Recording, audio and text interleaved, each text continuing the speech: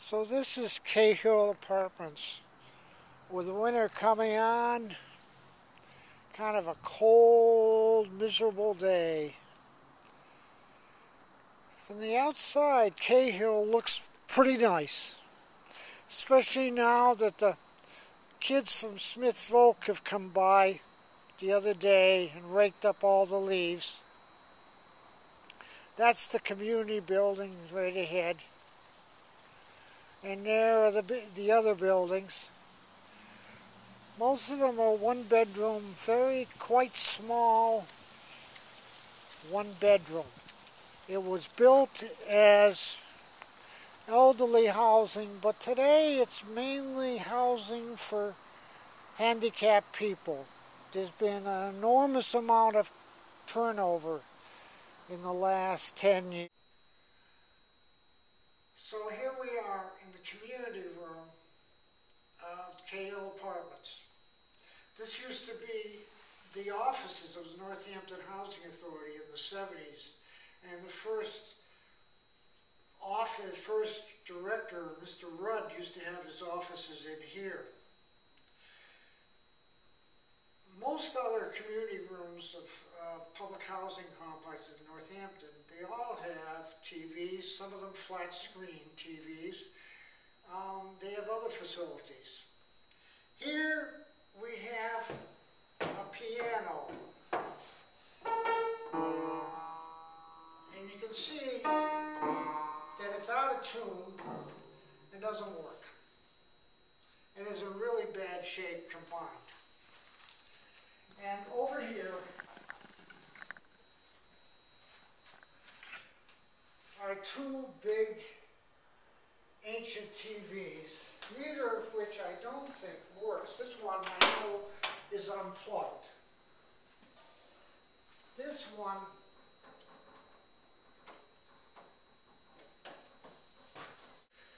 you've got the TVs that don't work.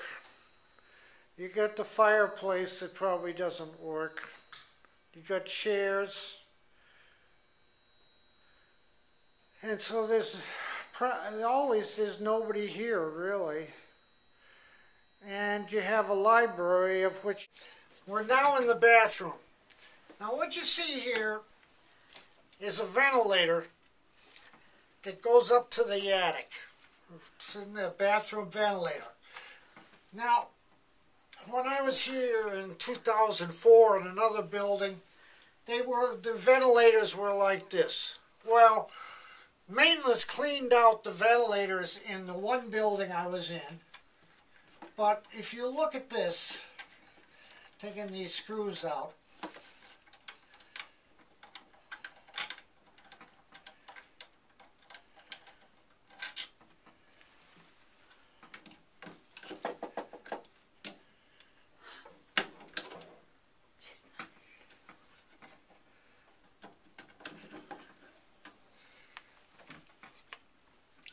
you can see that this ventilator here is almost completely crudted up.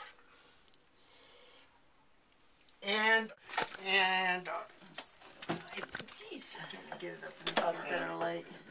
so the result is that there's a lot of mold in these buildings. Sometimes the mold is painted over, and it's kind of like a damp atmosphere. There's a fan up in the attic that in some buildings doesn't work. Tell us about the first person that died in the building. Well, the person who died was Sharon Kasaski. She lived in the back of the building, and she was really stressed out because some people are really living here, they don't care about it. They got schizophrenic and everything. She was not able to sleep. She was really stressed out, and she let herself die instead of they go to the Cooley Dickinson Hospital. Okay, I called the ambulance for another tenant who died at a month and apart when she died. I called them, well, we cannot do that if you don't call crisis or something. So we didn't have nobody to know who we would call. Yeah. So he let himself die. I found him dead too. And that's two persons who died months apart. And I been through the pain a lot, and it's really, really bad. And evidently when they, after this veteran died, I think he was a Marine, wasn't he? A Marine guy, yeah, like in his 40s? Yes. Very nice guy. Really nice guy, really a person who we able to talk and everything. He left the door for me to check on him every day, and I found it dead too. So it's really sad. He was only 44 years old. And he was only 44 years old? Yeah. So tell me what happened when they cleaned the apartment. Well, they kept this apartment. The maintenance kept this apartment for a long time without cleaning it.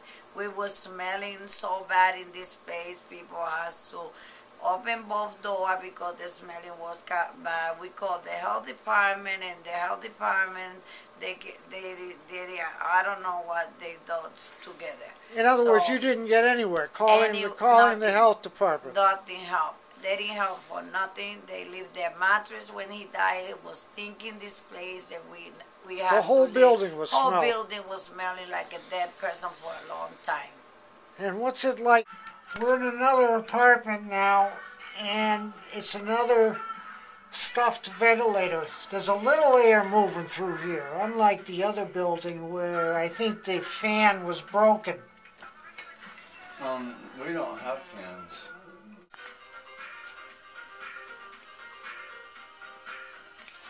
This ceiling had a lot of black mold in it, evidently from all the leaks. And so they came in with a hazmat outfit on, took quite a bit of the material down, but they didn't take it all the way to the studs. And they replaced it with plastic. Yeah, and they said they were going to come back to finish the job, but they never did, and just painted over the ceiling. And about a week later, the lady overflowed a tub. Angela. And a week later, there was another leak? Mm-hmm. Well, it's part of the problem. I can't win for trying. And you can quote me on that, but nobody will. What has life been like for you in Cahill? Getting used to being in a smaller place. Yeah. I notice a lot of people keep their blinds closed, shades down. Yeah. There's not much light here, and I can't do that. I can't live closed in. Yeah. So I leave everything open day and night. Right. And everything. But there isn't much light here at all, especially this apartment building itself, because it sits back and you got the woods behind us. Right. It's dark. Someone, like one of the ladies in the other building says it's very kind of depressing because it's dark all the time. You don't get any direct sunlight in. No, you don't. No, you don't. And there's not much soundproofing. I know that you hear things. Oh, yeah. Oh, yeah. In other words, walking, drop things. You know. People. A lot. There's one that yells a lot and stomps his feet on the floor.